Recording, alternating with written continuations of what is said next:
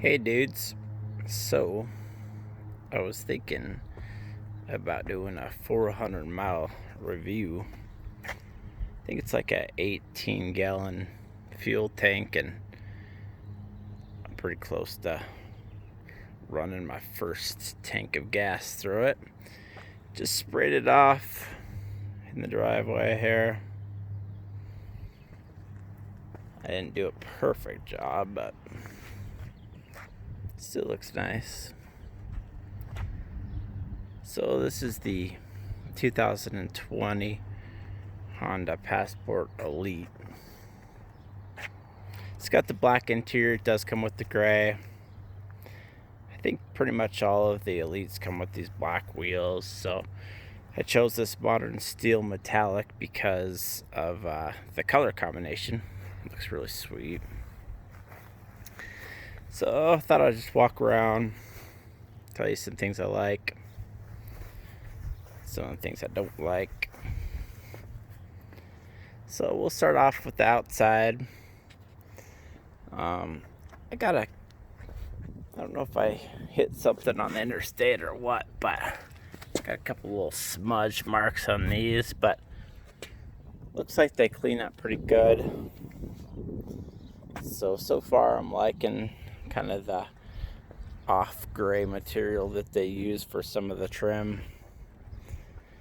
I did see a little bit of water in the LED, but looks like it's gone now. I'm not sure if that's a normal but it's gone now, so looks pretty nice. I really do like that black and gray combination. Those wheels are going to be hard to keep clean, of course, but they're pretty sweet, especially if you can keep them shiny like that. Gosh, they look nice. So I do like the power folding mirrors. The roof rack is pretty sweet. One thing that I found out after I bought it was the hitch install. Since it has the kick step for the hands-free, it's going to be another $100 or $200 to remove that lift sensor. But I really need the hitch because it's going to kind of serve a multi-purpose for me if I need to move any trailers or anything. I do have the truck, but it's just a little smaller to run around town and easier to fit in the garage. So I like the size. I like these tires, the Continentals. I had them on the Cruise when it was kind of new. Really like those Continentals, actually. I think they're, looks like,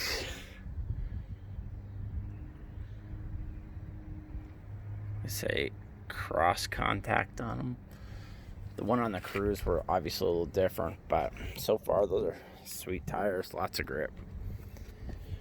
So we'll take a look inside, tell you some of the things that I like, some of the things I don't like. I do wish they had the double sunroof like the Elite, but I don't really need that third row.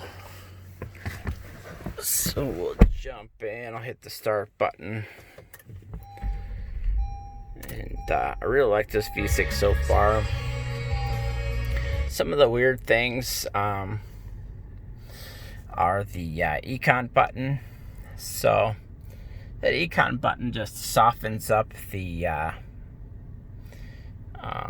throttle response, obviously, and it's supposed to get a little bit better mileage. I'm actually learning to like it around town. It's just a little more spongy and doesn't react to my crazy driving as much. So it's almost got three modes. It's kind of like econ mode, and then it's got the regular drive mode, and then the sport mode is pretty aggressive.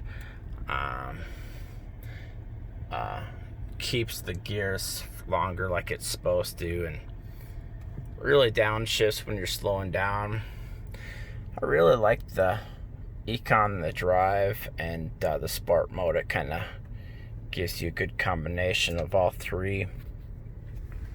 Wireless charging pad, pretty much worthless, sorry to say, Honda, but it's probably charging at 5 watts.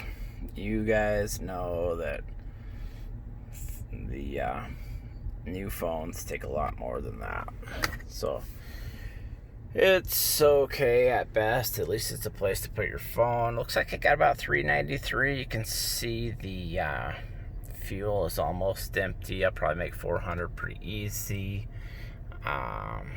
It's been, I would say, about half interstate and then half city, maybe. 21.4, that's not bad. I've been using the Econ mode for only maybe the last half tank, something like that. So I kind of was prepared anything over 20, and that's just the way she goes.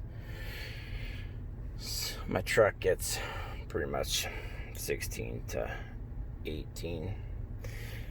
I like the heat seats, pretty sweet. Cooling seats I haven't used. Push start is pretty awesome. One thing that I do want to talk about was the start stop, the auto shut off start stop. So the first time it activated was at 368 miles, and previous to that it was just it did give me a message saying that it was unavailable. So I don't know if it needed a small break-in period or what. Be prepared for that if you do get a new one.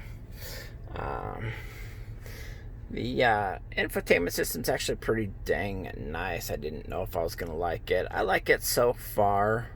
I'm kind of comparing everything to a baseline on the Silverado. I've got the 2019 Silverado RST right there, and it's pretty sweet.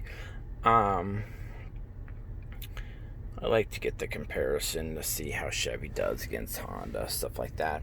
Push button transmission, so that guy, I actually like it a lot. One thing I do wish that this had was the brake hold. You come up to a stop sign, you could just hit the brake hold, something like that. But of course this is the snow, mud, sand mode, so I guess it's a trade-off for the good four-wheel drive system. Probably a good trade. The auto stop start, when it works pretty good. The one in the Silverado was pretty awesome, actually. I don't think I've ever seen that one in the Silverado screw up. This one's been a little finicky, to say the least. So I like the push button transmission. I know a lot of people don't. Awesome storage in here. Haven't got it set up to where I really want it yet. Still need to figure out all the nicks and crannies of this thing. So let's see.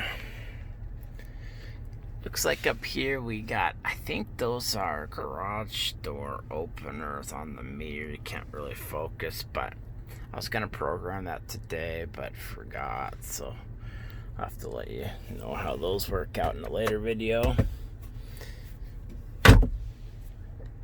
Lots of cup holder space, couple in the door, a couple down below. It's pretty awesome. Yeah, I'll show you a quick back seat.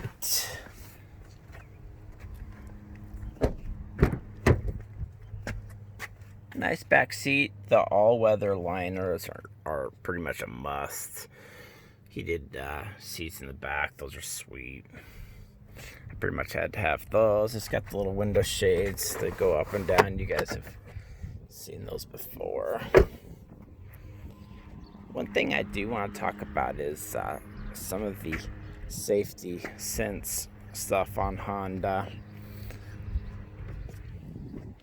So I'll talk about the adaptive cruise control and the lane keep assist a little bit before I forget. So the lane keep assist works pretty good. I'm trying to get used to it. One time it basically just keeps you between the lines. You do have to hold on to it. I would suggest to hold on to the steering wheel too, because one time it kind of dove when the right sideline disappeared for a driveway. It kind of at like 60 tried to take the driveway, which clearly would not have worked good. So I was holding on to it, but we definitely would have went off the road. I did have one false brake, and it didn't slam it. It just said brake, brake, brake, and I think it lightly applied the brake pedal, not anything crazy. Let's see, the adaptive cruise control. I've heard some mixed reviews. I almost didn't buy this because of the review on the adaptive cruise control. The adaptive cruise control, so it works pretty good for the most part. The only time that I've had it not work well was when my cruise control was set at like let's say 80 or 83, and car in front of me was doing like 60. So it kind of wanted to jump up to that 83 pretty bad. So it was like brake, gas, brake, gas, brake, gas behind the car. But if it's if you come up behind a car and you're doing similar speeds within 10 miles an hour, it's definitely not aggressive. So I don't really see it too much of an issue with the lane keep assist or the adaptive cruise control. You can see LKAS, lane keep assist, and then the ACC of adaptive cruise control. So I'm just getting a little bit used to those. Obviously in the next 10 years, those things are gonna change so much. That'll be completely different than what they are right now. So I guess it really doesn't matter. But that's about all I can think of right now. Definitely going to get the windows tinted, get the hitch put on, so those things will be nice. I usually run around with the all-wheel torque on like this. Another reason I kind of like that Econ around town is it helps that shift between the front wheels and the rear wheels. It kind of softens it up a little bit. If you get on the gas hard from a stop sign or something, you can tell it kind of shifts the power from one wheel to another. And with that Econ mode, it kind of softens it up a little bit. So I like the ability to choose between Econ, the regular drive mode, and then the sport mode.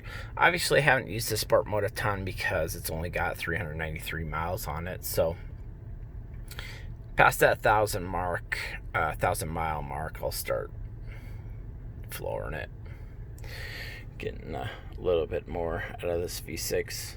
But just wanted to give you guys a 400 mile update, and I'm sure I'll be making more videos. See ya.